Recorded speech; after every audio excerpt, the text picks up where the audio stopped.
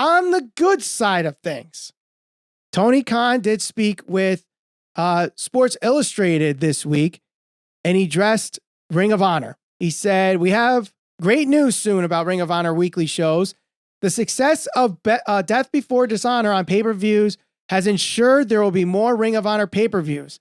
Our goal is to have one more great pay-per-view for Ring of Honor in 2022, and then follow that up with a weekly show in 2023. Now, this isn't confirming there will be Ring of Honor weekly television in 2023. It's just his plan for it. It seems like the reason why Chris Jericho is the Ring of Honor champion is kind of help get that TV deal done so they could start weekly programming in 2023. But seeing Tony Khan's track record recently of him not speaking on things, and he brings this up, perhaps this means there are plans in place of a weekly show in 2023, and maybe some kind of terms have been agreed on by a TV network. I might not be WB Discovery, but what do you make of this? I mean, I guess I think it's interesting. I just don't know how practical it's going to end up being because, I think right now it's working, at least for some of the fans, because they're featuring Ring of Honor titles and guys on AEW. AEW is still the number one, the number 2 promotion in the United States as far as pro wrestling is concerned. So, it ends up working out. Mm-hmm. I don't know if that's going to fare too well if Ring of Honor tries to go by itself and have a weekly show. I don't even know if they have enough star power to convince people that it's worth taking a risk on. Like right now with Chris Jericho, yeah, that might be something that someone would take a risk on. But if it's a Daniel Garcia, if it's whoever else, may not be the same case. Now, I have heard this, or at least I saw this idea on Twitter, that perhaps the reason why Rampage went 2 hours a couple weeks ago, or they did the Rampage Battle of the Belts back-to-back shows, was a way to test whether or not they could put Ring of Honor after Rampage on Friday nights.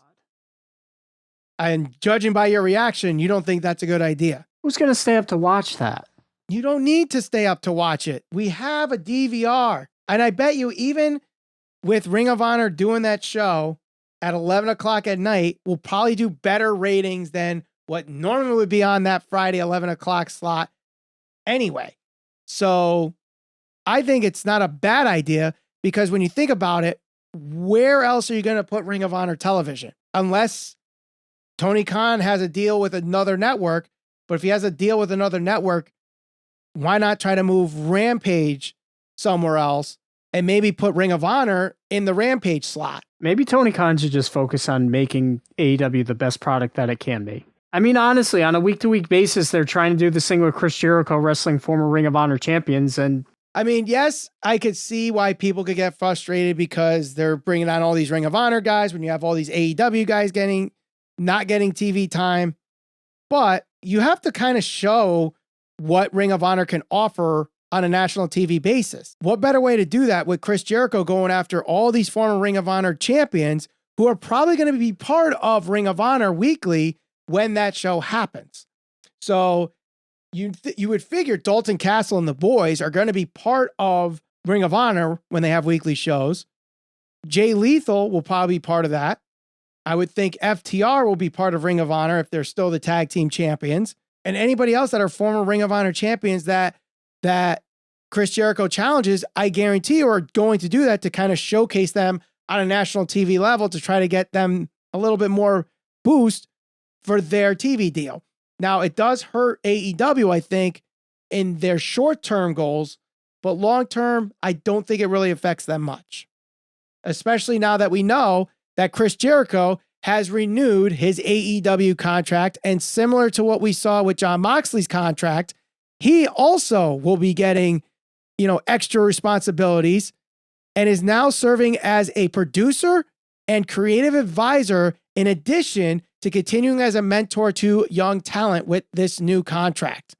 So I actually like this move because Chris Jericho seems to be, if anybody's like the right-hand man to Tony Khan right now, it probably is Chris Jericho. You're going from a guy that has over 30 years experience, working multiple promotions, multiple national television promotions, whether it's WCW, WWE, now AEW, worked in Japan, worked in Mexico.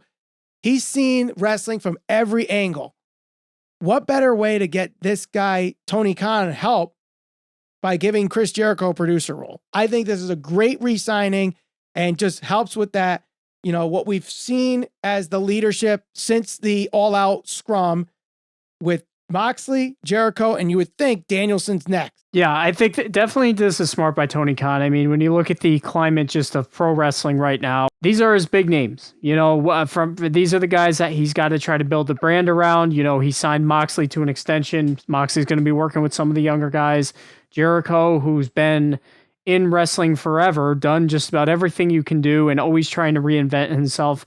At the very least, look, they got a lot of young guys. They need to work, some of them at least, need to work on their character so that way they can be hopefully bigger stars in the future for AEW. And somebody like Chris Jericho working in the back with them is not a bad thing.